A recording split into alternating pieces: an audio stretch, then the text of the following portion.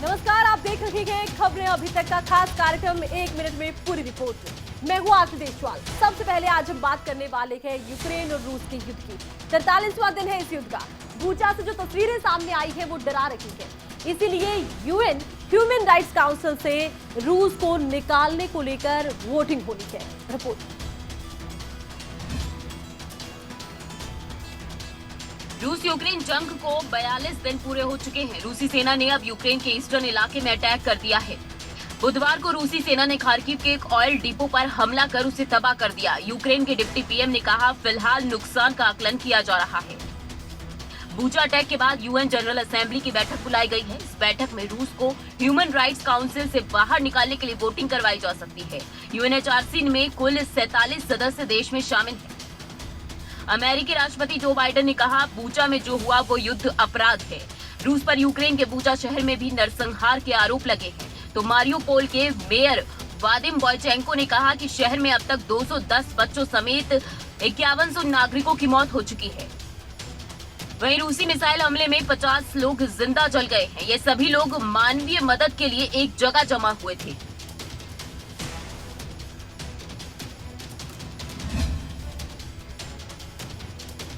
रूस और यूक्रेन के बीच युद्ध जारी है। युद्ध की समाप्ति का इंतजार पूरी दुनिया कर रही है, क्योंकि जो तस्वीरें अब युद्ध की सामने आ रही हैं वो डरा रही हैं। अगली खबर की अब हम बात करते हैं। बात करेंगे अब हम भारत के एक और पड़ोसी देश पाकिस्तान की। पाकिस्तान में राजनीतिक हालात लगातार बिगड़ रहे हैं। देश में 3 महीने के अंदर चुनाव होने के और चुनाव आयोग का कहना है कि चुनाव होंगे, लेकिन पुराने तरीके से होंगे। रिपोर्ट। पाकिस्तान के प्रधानमंत्री इमरान खान की तीसरी बीवी बुशरा बीवी की करीबी दोस्त फराह खान ने पाकिस्तान छोड़ दिया और किसी दूसरे देश में चली गई।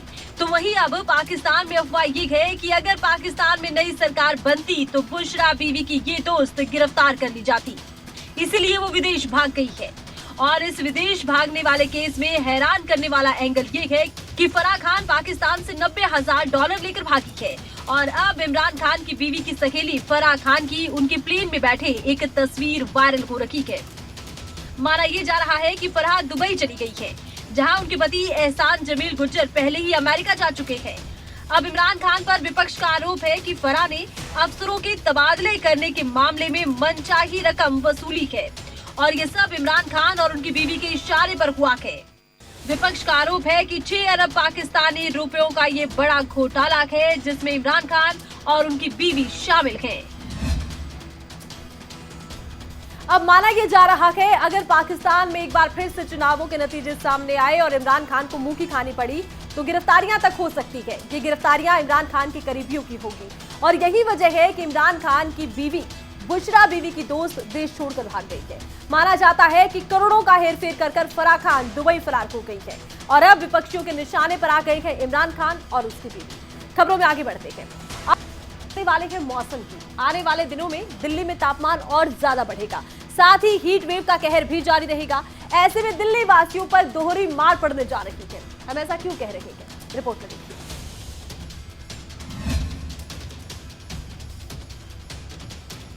उत्तर भारत के तापमान में लगातार बढ़ोतरी हो रही है। राष्ट्रीय राजधानी दिल्ली में अगले कई दिन भारी रहने वाले हैं। दरअसल तापमान में बढ़ोतरी तो होगी ही, साथ ही हीट वेव का कहर भी जारी रहेगा। ऐसे में दिल्ली वासियों पर दोहरी मार पड़ सकती है। इसके अलावा राजस्थान में अधिकतम तापमान 44 डिग्री सेल्सियस तक पहुंच गया है। मौसम विभाग के अनुसार दिल्ली में आज से लेकर 12 अप्रैल तक हीट वेव जारी रहेगी। मौसम विभाग के पूर्वानुमान के अनुसार दिल्ली में कल का पारा 41 डिग्री रह सकता है, जबकि उसके बाद तापमान में बढ़ोतरी होगी और ये 42 डिग्री सेल्सियस तक पहुंच जाएगा। वहीं मध्य प्रदेश में भी हीट वेव जारी है। इसके अलावा चंडीगढ़ का न्यूनतम तापमान 19 डिग्री और अधिकतम तापमान 40 डिग्री सेल्सियस रहेगा। राजस्थान के तापमान की बात करें तो यहाँ भी हीट वेव का कहर लगातार जारी है। इसके साथ ही आज कई इलाकों में बारिश होने की संभावना भी है। वहीं छत्तीसगढ़, कर्नाटक, केरल में भी बारिश के आसार हैं। राजस्थान, मध्य प्रदेश, जम्मू, यूपी जैसे राज्यों में लू की स्थिति बनी रहेगी। आने वाले दिनों में गर्मी और ज्यादा बढ़ेगी। ऐसे में बहुत जरूरी है कि घर से बाहर निकलते समय खास ख्याल रखें। लू से बचने का खास तौर पर प्रबंध किया जाना बेहद जरूरी है। अगली खबर की अब बात करते हैं। देश में गर्मी सितम ढा रही है। स्कूलों को भी अपने समय अब बदलने पड़ रहे हैं। जी हाँ, सरकारी स्कूलों के समय को बदल दिया गया है और अब सभी सरकारी स्कूलों में कक्षाएं 2 शिफ्टों में लगाई जाएंगी। रिपोर्ट देखिए। देश के अलग अलग शहरों में गर्मी का सितम लगातार बढ़ता जा रहा है और इसी को देखते हुए शिक्षा विभाग ने सरकारी स्कूलों का समय बदल दिया है। सरकारी और सरकारी सहायता प्राप्त स्कूलों में 18 अप्रैल से 10 अक्टूबर तक के लिए स्कूल के समय में बदलाव किया गया है। एक पारी में चलने वाले स्कूलों में शिक्षकों के लिए समय सुबह 7:50 से दोपहर 2:10 तक का रहेगा, तो वहीं विद्यार्थियों के लिए सुबह 8 से दोपहर 2 बजे तक रहेगा। सरकारी स्कूलों का नया सेशन 18 अप्रैल से शुरू होने जा रहा है। शिक्षा निदेशक की ओर से जारी निर्देशों के अनुसार 2 शिफ्टों में चलने वाले स्कूलों में 6 से 12वीं तक की कक्षाएं सुबह की शिफ्ट में लगेंगी। इसमें शिक्षकों के लिए समय सुबह 7:15 से दोपहर 1:35 तक रहेगा, तो वहीं छात्रों के लिए समय सुबह 7:15 से दोपहर 12:45 तक रहेगा। पहली से 5वीं कक्षा तक के विद्यार्थियों की दोपहर की शिफ्ट में कक्षाएं चलेंगी। इसके लिए शिक्षकों का समय सुबह 11:10 से शाम 5:30 तक रहेगा।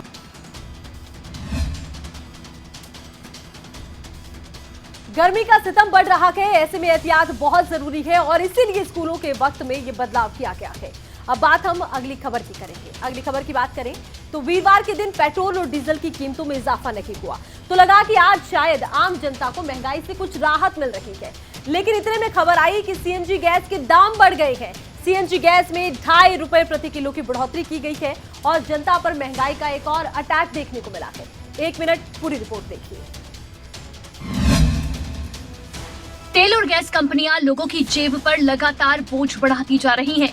पेट्रोल डीजल के बाद अब सीएनजी के दाम भी रोजाना बढ़ने शुरू हो गए हैं। दिल्ली सहित कई शहरों में सीएनजी के दाम बढ़ा दिए गए हैं।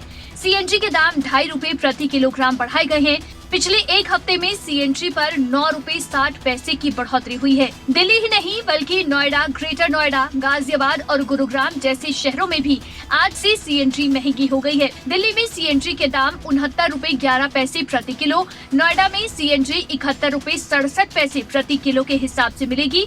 गुरुग्राम में अब सीएनजी के लिए 77 रुपए 44 पैसे प्रति किलो के हिसाब से खर्च करने होंगे। रेवाड़ी में सीएनजी 79 रुपए 57 पैसे प्रति किलो के हिसाब से मिलेगी। करनाल में सीएनजी 77 रुपए 77 पैसे प्रति किलो हो गई है। कैथल में भी सीएनजी 77 रुपए 77 पैसे प्रति किलो हो गई है। वहीं सीएनजी गैस के दाम बढ़ने से निजी वाहन चालकों के साथ ऑटो टैक्सी चालकों पर भी बोझ बढ़ता जा रहा है। महंगाई बढ़ रही है और सीधा असर आम जनता की जेब पर पड़ रहा है। आम जनता यही मांग कर रही है कि बढ़ती महंगाई पर कुछ कंट्रोल किया जाए। अगली खबर की अब हम बात करेंगे। अगली खबर की तरफ बढ़ते हैं। मंडी में राज्य स्तरीय सुकेत देवता मेले का आगाज हो गया है। मेले के पहले दिन मुख्यमंत्री जयराम ठाकुर यहां पहुंचे। इस दौरान उनकी तरफ से क्या कुछ खास कहा गया, रिपोर्ट में दिखाते हैं। हिमाचल प्रदेश के मुख्यमंत्री जयराम ठाकुर ने राज्य स्तरीय सुकेत देवता मेले का शुभारंभ किया। इस दौरान सुखदेव वाटिका से सुकेत मंच तक भव्य जलेब में देवी देवताओं संग मुख्यमंत्री जयराम ठाकुर, विधायक राकेश जम्वाल और अन्य गणमान्य लोगों ने शोभा बढ़ाई। प्रदेश में पहली बार हेलीकॉप्टर के माध्यम से जलेब पर पुष्प वर्षा कर देवी देवताओं का अभिनंदन किया गया। मुख्यमंत्री जयराम ठाकुर ने मेला स्थल में रिबन काटने के बाद ध्वजारोहण से मेले की शुरुआत की। इस मौके पर सुंदरनगर क्षेत्र के विभिन्न स्कूलों और कॉलेजों के विद्यार्थियों ने स्वास्थ्य वाचन का भी पाठ किया। सीएम जयराम ठाकुर ने कहा, हिमाचल प्रदेश देवभूमि है और देव संस्कृति से जुड़ना ही हमारी प्रगति का प्रतीक है। इससे पहले सुंदरनगर के देवता मेले को सूक्ष्म रूप से मनाया जाता था, लेकिन इस बार ये मेला भव्य रूप से मनाया जा रहा है। लेकिन आस्था ही समाप्त हो जाए तो मैं समझता हूँ कि वो बहुत दर्द होगा, बहुत दुर्भाग्य। 2018 में हमारा आना हुआ था, उस वक्त हमसे कहा था कि ये मेला राज्य स्तरीय होना चाहिए और हमने कहा कि राज्य स्तरीय इसको करेंगे। तो मुख्यमंत्री जयराम ठाकुर ने इस मेले को लेकर कहा कि आम जनता जिंदगी की भागदौड़ में खो रखी है और अब मेलों को लेकर वो उत्साह नहीं रहा, लेकिन धर्म से जुड़ाव बेहद जरूरी है। अगली खबर की तरफ बढ़ेंगे। अगली खबर की अब हम बात करने वाले हैं। खबर हरियाणा से है। हरियाणा के मुख्यमंत्री मनोहर लाल ने Indo Canada chamber of commerce के एक प्रतिनिधिमंडल के साथ एक बैठक की। कई मुद्दों पर इस दौरान चर्चा हुई है। कितनी खास की बैठक है, रिपोर्ट में देखिए। मुख्यमंत्री मनोहर लाल ने Indo Canada chamber of commerce के एक प्रतिनिधिमंडल के साथ बैठक की। कनाडा से आए हुए इस प्रतिनिधिमंडल ने इंडिया मिशन 2022 के तहत देश के अलग अलग शहरों से जैसे दिल्ली, लखनऊ, जम्मू, अहमदाबाद का भी दौरा किया है। इसी कड़ी में इस प्रतिनिधिमंडल ने हरियाणा के मुख्यमंत्री से चंडीगढ़ में मुलाकात की और विभिन्न विषयों पर चर्चा और विचार विमर्श किया। बैठक के बाद मुख्यमंत्री ने कनाडा में निवेश को लुभाने के लिए हेल्प डेस्क स्थापित करने के लिए संबंधित अधिकारियों को दिशा निर्देश दिए और प्रारूप तैयार करने को कहा। उन्होंने कहा कि हरियाणा राज्य हरियाणवी डायस्पोरा के साथ आगे बढ़ने को तैयार है। उन्होंने प्रतिनिधिमंडल के सदस्यों को कहा कि पलवल में श्री विश्वकर्मा कौशल विश्वविद्यालय स्थापित किया गया है ताकि युवाओं को रोजगार परक बनाया जा सके। मुख्यमंत्री ने प्रतिनिधिमंडल से बातचीत करते हुए कहा कि हम एग्रो आधारित उत्पादों को निर्यात करने के लिए बल देना चाहते हैं और इसी कड़ी में हैफेड के मार्फत बासमती चावल को कुछ देशों में निर्यात भी किया जा रहा है। साथ ही मुख्यमंत्री ने कहा कि हरियाणा में निवेश को आकर्षित करने के लिए निवेशकों की सहूलियत और छूट देने के लिए अलग अलग स्थानों को ABCD श्रेणी को परिभाषित किया गया है। किसी भी देश के लिए अपने व्यवसाय को मजबूती देना बेहद जरूरी है, क्योंकि इसी से आपकी GDP ग्रोथ करती है। अब प्रयास है कि हरियाणा में भी उद्योगों को बढ़ावा दिया जाए। अगली खबर की हम बात करने वाले हैं। अगली खबर की तरफ रुख करते हैं। हरियाणा के बीजेपी सांसदों ने PM मोदी से मुलाकात की और SYL के साथ साथ चंडीगढ़ के मुद्दे पर खास तौर पर विचार विमर्श इस बैठक के दौरान किया गया है। रिपोर्ट देखिए। हरियाणा की बीजेपी लोकसभा सदस्य और राज्यसभा सदस्यों ने प्रधानमंत्री नरेंद्र मोदी से मुलाकात की और उनके साथ बैठक की गई। PM मोदी ने बीजेपी सांसदों को सुबह के नाश्ते पर चर्चा के लिए आमंत्रित किया था। इस बैठक में 10 लोकसभा सांसद और राज्यसभा सांसदों ने हिस्सा लिया। सांसदों ने बैठक में चंडीगढ़ और SYL के मुद्दे को भी उठाया। बैठक में सांसदों ने चंडीगढ़ और SYL के मुद्दे को उठाया और इन मुद्दों पर केंद्र सरकार और PM मोदी से हस्तक्षेप का अनुरोध किया। बैठक में हरियाणा के राजनीतिक हालात सहित अलग अलग मुद्दों पर भी विचार विमर्श हुआ। आज तक के इतिहास में हरियाणा के सबसे बड़ा मुआवजा अगर किसान की फसल का खराब हुआ है तो मनोहर लाल जी ने देने का काम किया। दूसरी ओर मुख्यमंत्री मनोहर लाल भी प्रधानमंत्री नरेंद्र मोदी से मुलाकात करेंगे। वो PM मोदी को हरियाणा की सियासी हालात और अपनी सरकार के कार्यों और गतिविधियों के बारे में जानकारी देंगे। CM मनोहर लाल की PM मोदी से मुलाकात को लेकर कयासबाजी भी शुरू हो गई है। अनिल मोर, दिल्ली, खबरें अभी तक।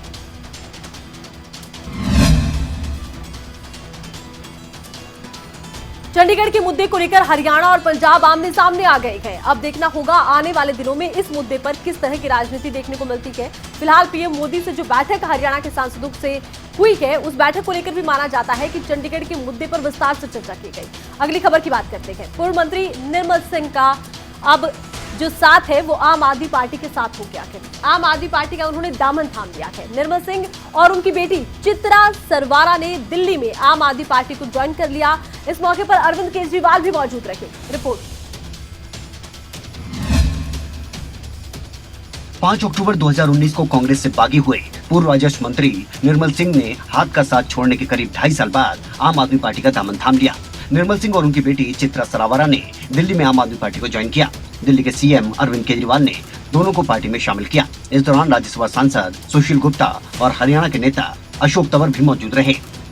कि एक सकारात्मकता से जुड़ने के लिए, नई एनर्जी और ऊर्जा से जुड़ने के लिए आज हम यहाँ पर आए हैं। चौधरी निर्मल सिंह जी की टीम, साथ ही उनका फ्रंट हरियाणा डेमोक्रेटिक फ्रंट, आज अरविंद केजरीवाल जी की उपस्थिति में सुशील गुप्ता जी के जो है उससे मदद से आज हमारा विलय हुआ है।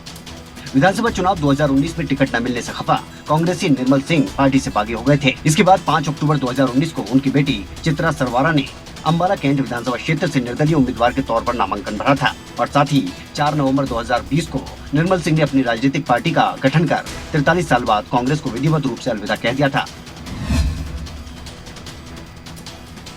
दिल्ली और पंजाब के बाद अब आम आदमी पार्टी हरियाणा और हिमाचल में अपना कुनबा बढ़ाने में जुटी हुई है। आने वाले दिनों में देखना होगा कि ये राजनीति किस दिशा में आगे बढ़ेगी। अगली खबर की बात करते हैं। नेता प्रतिपक्ष भूपेंद्र सिंह हुड्डा से जुड़ी ये खबर है। भूपेंद्र सिंह हुड्डा ने गठबंधन सरकार पर जुबानी हमला बोला। उन्होंने कहा कि हम एकजुट हैं और मिलकर चुनाव लड़ने वाले हैं। देखिए।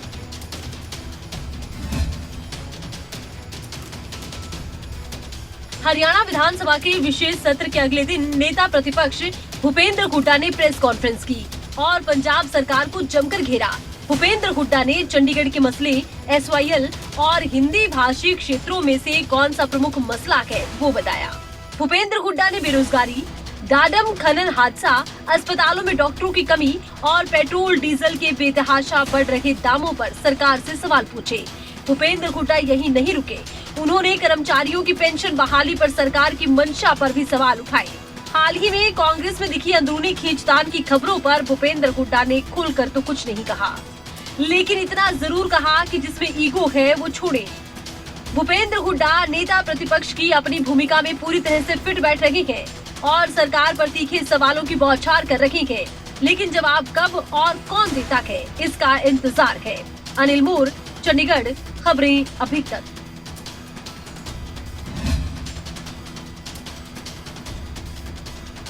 नेता प्रतिपक्ष भूपेंद्र सिंह हुड्डा ने चंडीगढ़ के साथ साथ एसवाईएल का मुद्दा भी उठाया और गठबंधन सरकार को भी निशाने पर लिया है। हालांकि अपनी पार्टी की गुटबाजी के बारे में कुछ भी कहने से वो बचते नजर आए हैं। अगली खबर की बात करते हैं। अगली खबर का अब हम रुख करते हैं। हरियाणा के कृषि मंत्री जेपी दलाल ने पंजाब सरकार पर झूठे दावे कर सत्ता में आने और दावे पूरे ना होने पर चंडीगढ़ का बहाना बनाकर लोगों को गुमराह करने के गंभीर आरोप जड़ दिए हैं। 1 मिनट में देखिए पूरी रिपोर्ट। चंडीगढ़ और एसवाईएल को लेकर हरियाणा और पंजाब में सियासत चरम पर है। हरियाणा के कृषि मंत्री जेपी दलाल ने पंजाब सरकार पर झूठे दावे कर सत्ता में आने और दावे पूरे ना होने पर चंडीगढ़ के बहाने लोगों को गुमराह करने के गंभीर आरोप सरकार पर लगाए। भिवानी में पूरे प्रदेश में अंत्योदय परिवार उत्थान योजना के तहत लाभार्थियों को मिलने वाले ऋण के प्रमाण पत्र बांटे गए। चंडीगढ़ में सीएम मनोहर लाल ने तो अलग अलग जिलों में मंत्रियों ने ये प्रमाण पत्र बांटे हैं। इस दौरान कृषि मंत्री जेपी दलाल ने पंजाब सरकार पर गंभीर आरोप लगाए। जेपी दलाल ने कहा कि पंजाब में आम आदमी पार्टी झूठे वादे कर सत्ता पर आई, अब वो वादे पूरे नहीं हो रहे तो लोगों को चंडीगढ़ के नाम पर गुमराह किया जा रहा है। यही नहीं, जेपी दलाल ने कहा कि एसवाईएल दक्षिण हरियाणा की जीवन रेखा है। उन्होंने कहा कि केजरीवाल हरियाणा के हैं और उन्होंने यहाँ का नमक खाया है। ऐसे में हर गांव के लोगों में केजरीवाल को लेकर गुस्सा है कि वो हरियाणा को एसवाईएल का पानी नहीं दिला रहे। पड़ोसी राज्य में सत्ता परिवर्तन के बाद बढ़ती गर्मी के साथ दोनों राज्यों में सियासत गर्म है। अब ऐसे में देखना होगा कि आने वाले समय में हरियाणा की प्यासी धरती को एसवाईएल का पानी मिलता है या लोगों को पहले की तरह सियासी बयानबाजी में उलझाकर रखा जाएगा। पंजाब में आम आदमी पार्टी की सरकार बनते ही विधानसभा में चंडीगढ़ को लेकर प्रस्ताव लाया गया, जिसके बाद पंजाब की आम आदमी पार्टी हरियाणा के तमाम नेताओं की जुबान पर चढ़ गई है और सीधे तौर पर आरोप यही है कि आम आदमी पार्टी चुनावी वादों को पूरा नहीं कर पा रही, इसीलिए चंडीगढ़ के मसले को बहाना बना रही है। कुछ ऐसा ही जेपी दलाल की तरफ से कहा गया। चलिए अगली खबर की बात करते हैं। तो बात हम यमुनानगर की करेंगे। हरियाणा के शिक्षा मंत्री कंवरपाल गुर्जर ने यहां पर एक प्रेस कॉन्फ्रेंस की अहम जानकारी दी। उन्होंने कहा कि हरियाणा सरकार ने शिक्षा के क्षेत्र में गरीब और अभावग्रस्त लोगों के लिए खास तौर पर काम किया है और इसीलिए आरटीआई लागू किया है। रिपोर्ट।